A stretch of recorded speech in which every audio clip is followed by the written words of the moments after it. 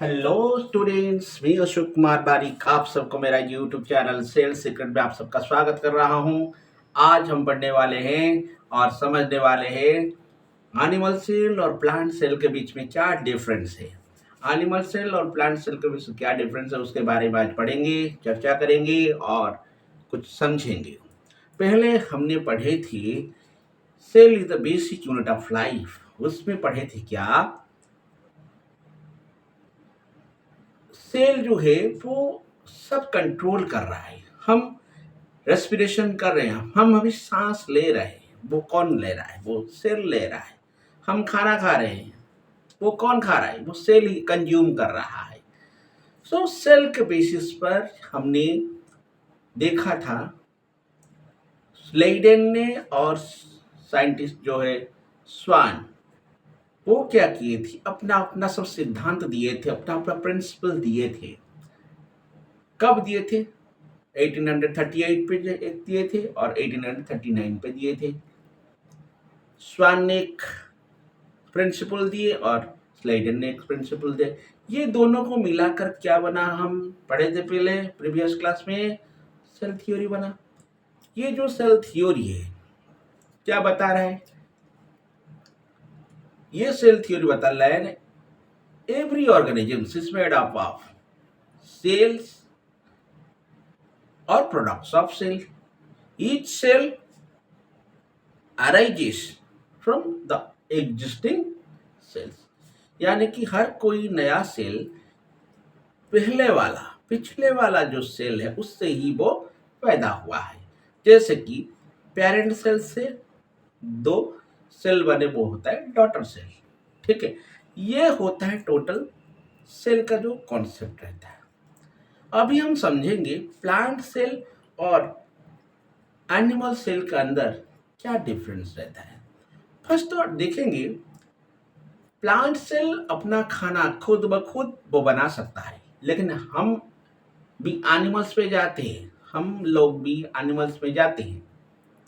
हम अपना खाना खुद बना सकते हैं? नहीं, हमें क्या करना पड़ता है? दूसरों के ऊपर डिपेंड करना पड़ता है, पेड़ को ऊपर डिपेंड करना पड़ता है। सो पेड़ के अंदर क्या होता है ना, प्लांट के अंदर क्या होता है, प्लास्टिड रहता है, लेकिन एनिमल्स के अंदर प्लास्टिड नहीं रहता है। पेड़ के अंदर क्या हो, प्लांट के अंदर क्लोरोप्लास्ट रहता है जो कंटेन करता है क्लोरोफिल, जो कि प्रोटीन्स यानी कि फोटोसिंथेसिस करने में हेल्प करता है। लेकिन एनिमल सेल में वो क्लोरोप्लास्ट पाया नहीं जाता। ठीक है, सो हमने अभी समझे प्लांट सेल में प्लास्टिड प्रेजेंट रहता है, एनिमल सेल में वो एब्सेंट रहता है। प्लांट सेल में क्लोरोफिल प्रेजेंट रहता है, वो अपना खाना खुद बना सकता है, preparing own food. So animal cell plant के ऊपर, एनिमल सेल जो है वो उसके पास क्लोरोप्लास्ट नहीं रहता, एनिमल वो प्लांट के ऊपर डिपेंड करता है। ठीक है, और वैक्यूल्स देखा जाए, प्लांट सेल में लार्ज वैक्यूल्स पाया जाता है, लेकिन एनिमल सेल में स्मॉल वैक्यूल पाया जाता है। Plant cell synthesize own nutrient. Plant क्या कर रहा है, अपना जो न्यूट्रिएंट वो खुद सिंथेसाइज कर सकता है, लेकिन एनिमल अपना जो न्यूट्रिएंट वो खुद सिंथेसाइज नहीं कर सकता। उसके साथ देखा जाए, प्लांट में एंडोप्लाज्मिक रेटिकुलम पाया जाता है, एनिमल में भी एंडोप्लाज्मिक रेटिकुलम पाया जाता है। प्लांट में माइटोकॉन्ड्रिया पाया जाता है, एनिमल्स में भी माइटोकॉन्ड्रिया पाया जाता है। माइटोकॉन्ड्रिया को हम क्या बोल रहे हैं कि power house of the cell. Mitochondria क्या कर रहा है? माइटोकॉन्ड्रिया याद रखिए, माइटोकॉन्ड्रिया के पास डीएनए रहता है, प्रोटीन रहता है। क्लोरोप्लास्ट के पास डीएनए रहता है, प्रोटीन भी रहता है। ये 2016 में नीट के क्वेश्चन में आया था कि डीएनए माइटोकॉन्ड्रिया के पास होता है या नहीं, क्लोरोप्लास्ट के पास डीएनए होता है या नहीं। ये सब क्वेश्चन 2016 में नीट के जो क्वेश्चन है उससे आया था। देखो, क्लोरोप्लास्ट समझे प्लांट सेल के पास होता है, एनिमल सेल के पास क्लोरोप्लास्ट नहीं होते। उसके साथ देखा जाए टोनोप्लास्ट। टोनोप्लास्ट प्लांट की बॉडी पे रहता है, लेकिन एनिमल्स की बॉडी के अंदर टोनोप्लास्ट पाया नहीं जाता है।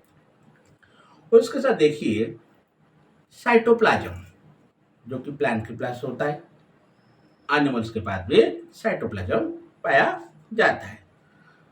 वो क्या कर रहा है, प्लांट के पास सिला प्रेजेंट रहता है, एनिमल्स के पास एनिमल्स के पास सिला पाया जाता है, लेकिन प्लांट के अंदर सिला पाया नहीं जाता है। वो स्टोर कर रहा है क्या, प्लांट के अंदर स्टोर क्या कर रहा है, वो स्टोर स्टार्च ग्रेन, स्टोरेज जो मटेरियल है वो स्टार्च ग्रेन स्टोर कर रहा है। लेकिन एनिमल सेल में क्या होता है, वो ग्रैन्यूल्स, ग्लाइकोप्रोटीन्स जो ग्रैन्यूल्स है वो सब अपने अंदर समाकर स्टोर करके वो रखता है। सो प्लांट सेल के अंदर सेल वॉल पाया जाता है, एनिमल सेल के अंदर सेल वॉल पाया नहीं जाता। हमने पढ़े थे कि सेल वॉल प्लांट में मिलता है, एनिमल में नहीं मिलता है। न्यूक्लियस प्लांट में मिलता है, न्यूक्लियस भी मिलता है प्लांट में, लेकिन एनिमल में भी न्यूक्लियस मिलता है सेल में, और न्यूक्लियस भी मिलता है। न्यूक्लियस क्या कर रहा है, आरएनए सिंथेसिस में हेल्प कर रहा है। आरएनए सिंथेसिस कौन कर रहा है, न्यूक्लियस कर रहा है।